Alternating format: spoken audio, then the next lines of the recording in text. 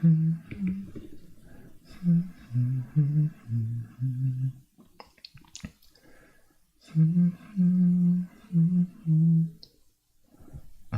let's continue.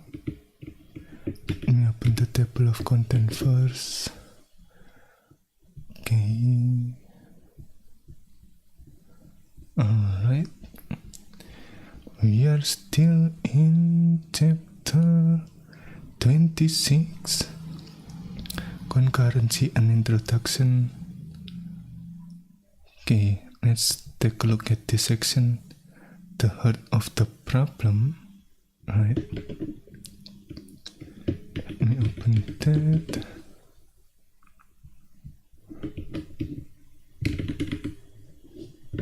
Okay, this one. The heart of the problem, uncontrolled scheduling. So previously there's a problem. Where is it? This one, right? So the counter is not what we expect to be. What is it called? The end result of counter is not what we expect to be, right? This one. So maybe we will talk about that. The heart of the problem, uncontrolled scheduling.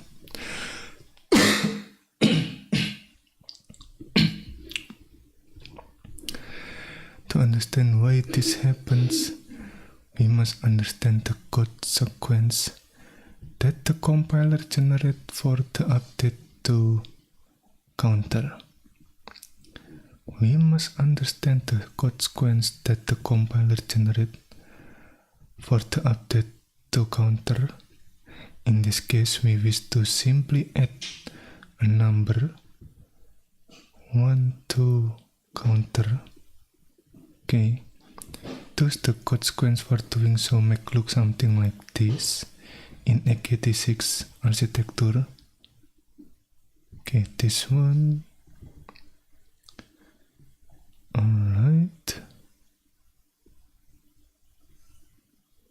And then move AIX to this one. Okay. This example assumes that the variable counter is located at address this one, right? And then we move that to the register AIX here, and then we add 1 to the value in the register AIX, and then move back the value from the register AIX to the original address. I think something like that. In this 3 instruction sequence, the x86 MOV instruction is used first to get the memory value at the address and put it into register AIX. Then the add is performed, adding 1, right? To the contents of the AIX register. Okay, and finally the contents of AIX are stored back into memory at the same address, the previous address, this one, right? Let us imagine one of our 2 threads, thread 1, enter this region of code and is thus about to increment counter by 1. It loads the value of counter, let's say it is 50 to begin with, into its register AIX. Thus AIX equal 50 for thread 1. Then it adds 1 to the register. Thus AIX equal 51. Now something unfortunate happens. A timer interrupt goes off. Thus the operating system saves the state of the currently running thread, its program counter, its register, including AIX, etc., to the threads. What is it called again? Thread control block. if I remember correctly, TCP, yeah, thread control block here. Okay, the thread control block. Now something worse happens. Thread 2 is chosen to run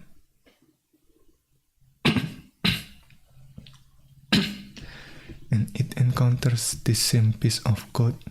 It also executes the first instruction, getting the value of counter and putting it into its EAX. Remember, each thread when running has its own private register. Right? The registers are virtualized by the context switch code that save and restore them. The value of counter is still 50 at this point, right? Because yeah, we haven't finished, I guess, the thread 1 here.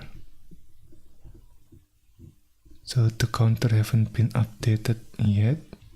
Maybe something like that. And to thread 2 has EAX equal 50. Let's then assume that thread 2 execute the next 2 instructions, incrementing EAX by 1, thus EAX equal 51, and then saving the contents of EAX into counter this address. Thus the global variable counter now has the value 51.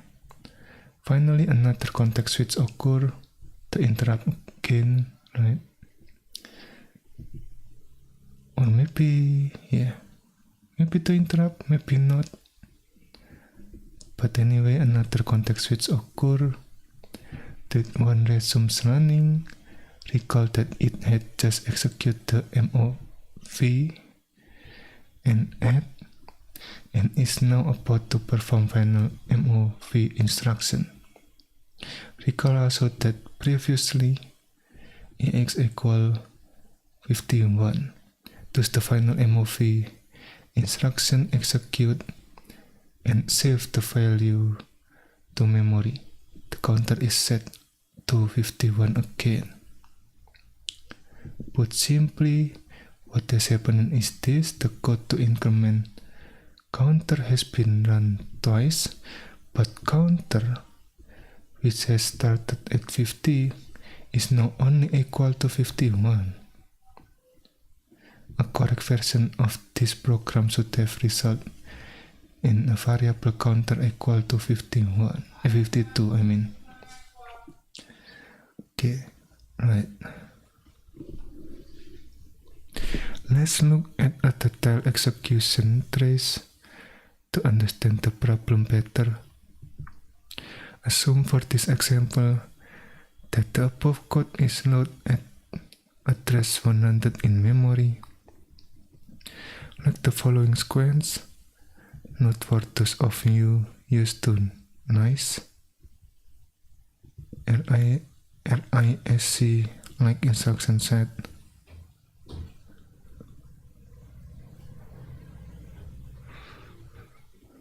Okay, note for those of you used to NICE RISC like instruction set.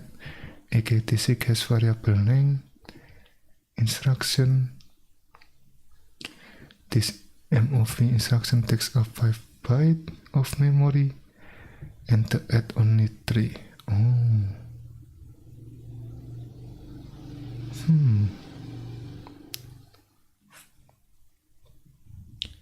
I'm still not sure. Does that mean this is the size of the instruction? Maybe. Okay, operating system thread 1 before critical section. MOV and then add. Okay. Program counter here. AX. Oh, okay. So it is increasing the program counter, or maybe instruction pointer, something like that. Okay. This is the state of AX during the thread 1, and then there is interrupt, right? Save the state and then restore T2 state, and then doing the instruction here. Oh, okay. Another MOV here. Okay. And then another interrupt. Shift T2 state and then restore T1 or thread 1 state. Execute this again. And then, well, we still have the same value here. The problem, up close and personal. With this assumption, okay, wait a minute.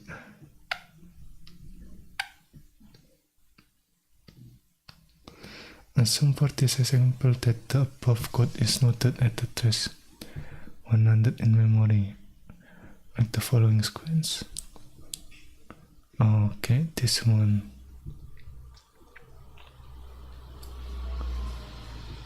Okay, with this assumption, what happened is shown in figure 26.7 that we just take a look previously.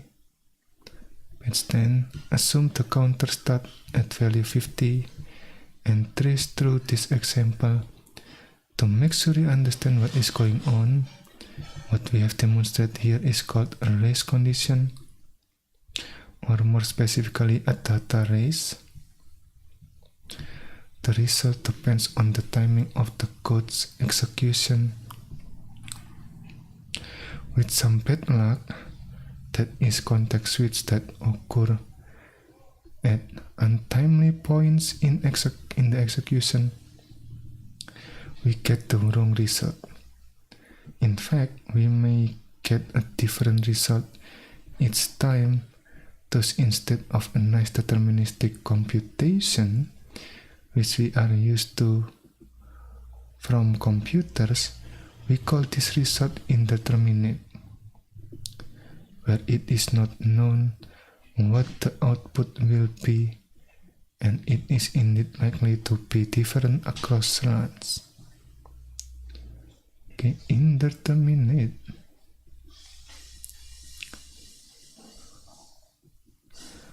Because multiple threads executing this code can result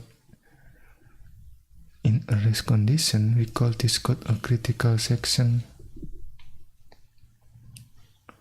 A critical section is a piece of code that accesses a shared variable, or more generally, a shared resource, and must not be concurrently executed by more than one thread. Okay. Critical section is a piece of code that accesses a shared variable, or more generally, a shared resource, and must not be concurrently executed by more than one thread. What we really want for this code is what we call mutual exclusion. This property guarantees that if one thread is executing within the critical section, the others will be prevented from doing so. Mutual exclusion. Okay. This property guarantees that if one thread is executing within the critical section, the others will be prevented from doing so. Virtually all of these terms, by the way, were coined by Edgar Dijkstra, who was a pioneer in the field. and indeed won the Turing Award because of this and other work. See his 1968 paper on cooperating sequential process. Oh, okay.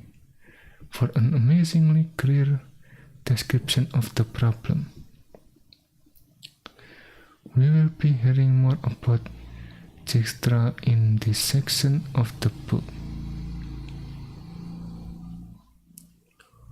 Okay, should I read the tip first? Or should I read this section first?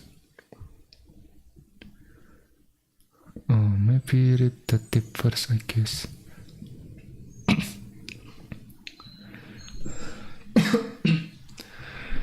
Atomic operations are one of the most powerful underlying techniques in building computer systems. From the computer architecture to concurrent code, what we are studying here, right? The file system, which we will study soon enough, database management system, and even distributed system. The idea behind making a series of actions atomic is simply expressed with the phrase all or nothing. Right. The idea behind atomic is all or nothing.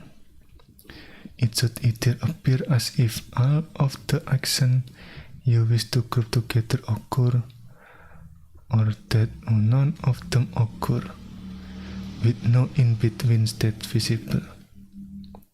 Sometimes the grouping of many actions into a single atomic action is called a transaction, an idea developed in great detail in the world of database and transaction processing. In our theme of exploring concurrency, we will be using synchronization primitive to turn short sequence of instruction into atomic block of execution, but the idea of atomicity is much bigger than that.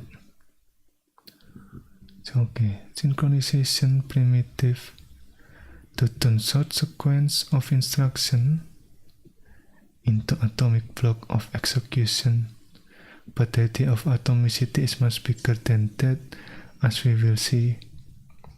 For example, file systems use techniques such as journaling or copy on write in order to atomically transition their on this state, critical for operating correctly in the face of system failure. If that doesn't make sense, don't worry, it will in some future chapter. Okay. The wish for atomicity. One way to solve this problem would be to have more powerful instruction that in a single step did exactly what we need done, and to remove the possibility of an untimely interrupt. For example, what if we had a super instruction? Oh, super instruction that look like this. Memory add from this address to, I guess, 1 constant. Assume this instruction adds a value to a memory location, and the hardware guarantees that it executes atomically. Assume this instruction adds a value to a memory location, and the hardware guarantees that it executes atomically. When the instruction executes, it would perform the update as desired. update as desired. It could not be interrupt mid-instruction because that is precisely the guarantee we receive from the hardware. Oh, from the hardware, Okay. When an interrupt occurs, either the instruction has not run at all or it has run to completion. There is no in-between state. Hardware can be a beautiful thing now. Okay. Now that make me wonder what happen if this atomic process hang or not responding, How did we can interrupt that process? I mean, if the hardware not gonna interrupt the process, right? I'm not sure yet. Atomically in this context means as a unit, which sometimes we take as all or none, right from the previous tip here, all or nothing. What we would like is to execute the 3 instruction sequence atomically. This one. As we said, if we had a single instruction to do this, we could just issue that instruction and be done. But in the general case, we won't have such an instruction, the super instruction, right? Super instruction here. Wait a minute.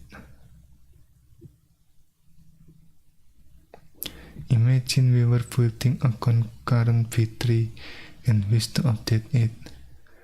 Would we really want the hardware to support an atomic update of V3 instruction?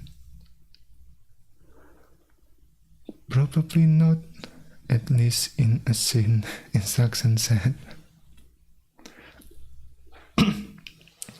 Thus what we will instead do is ask the hardware for a few useful instructions upon which we can build a general set of what we call synchronization primitive.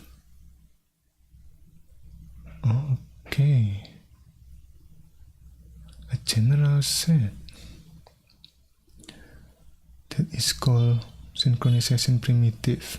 By using this hardware support in combination with some help from the operating system, we will be able to build multi-thread code that access critical section in a synchronized and controlled manner,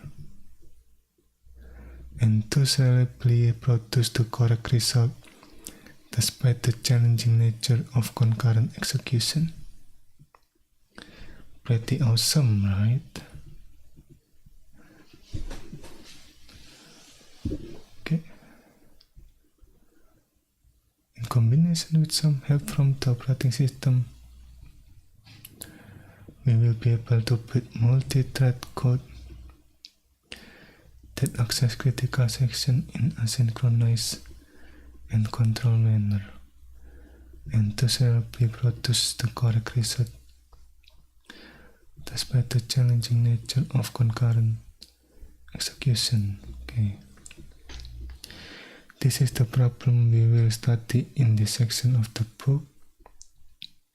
It is a wonderful and hard problem and should make your mind hurt a bit. Okay. If it doesn't, then you don't understand. So the indicator is that if our mind hurt learning about this problem, then we might be understand it a little bit. Keep working until your head hurts. Like, keep working until your head hurts. You then know you are headed in the right direction. Okay, at that point, take a break. We don't want your head hurting too much. Okay, how to support synchronization? What support do we need from the hardware in order to build useful synchronization primitive? What support do we need from the hardware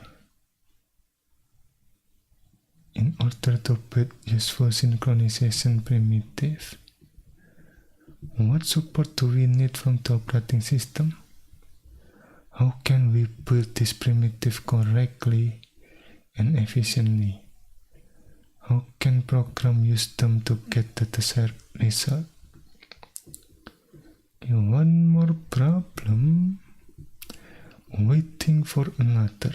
Okay, this chapter has set up the problem of concurrency as if only one type of interaction occurs between threads, that of accessing set variables, and the need to support atomicity.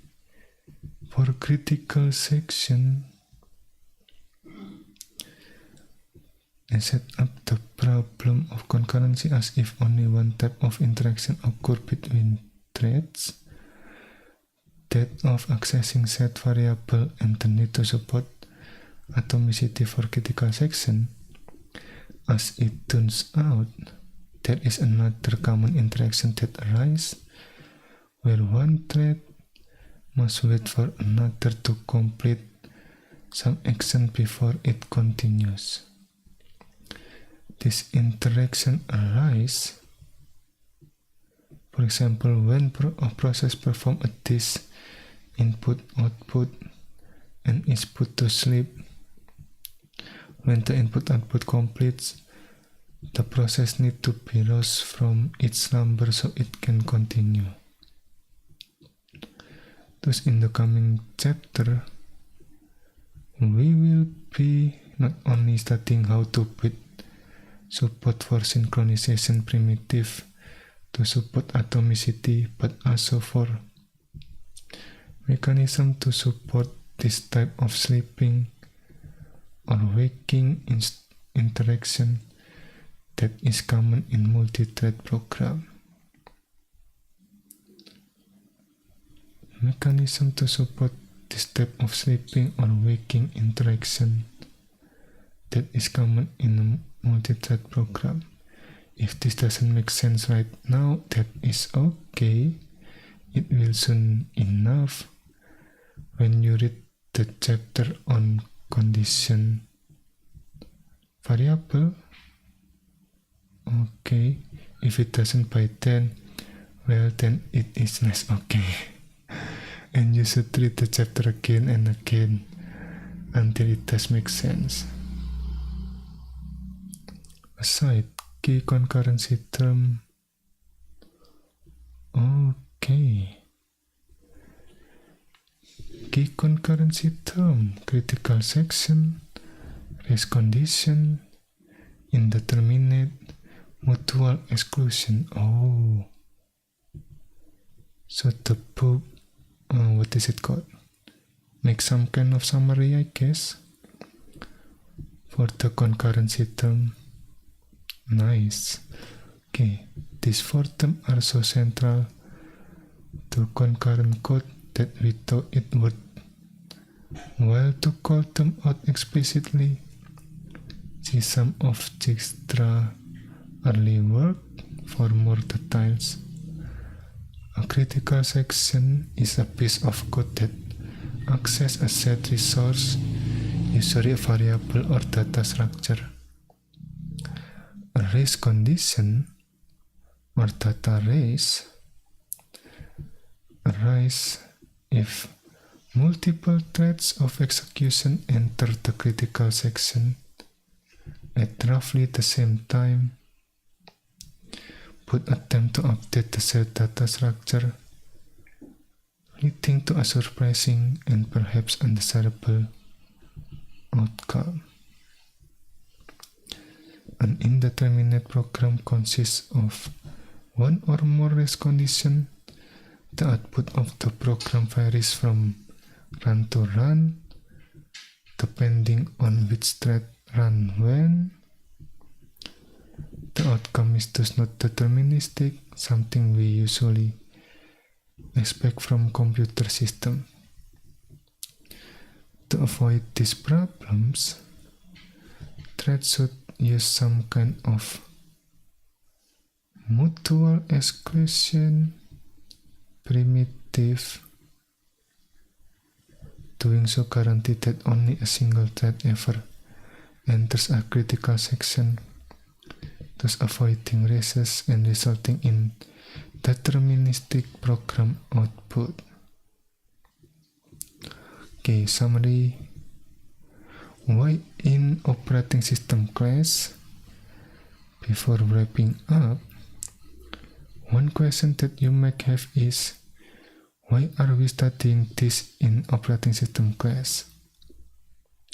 History is the one-word answer. The operating system was the first concurrent program,